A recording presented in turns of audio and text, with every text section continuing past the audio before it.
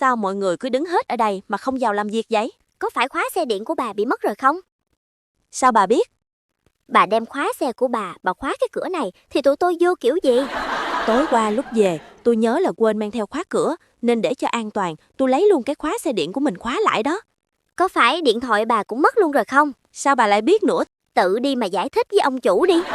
Xì, chuyện nhỏ thôi mà, ông chủ sẽ không nói năng gì đâu. Ông chủ bị bà nhốt ở trong đó suốt cả đêm đó, thử coi có nói năng gì không.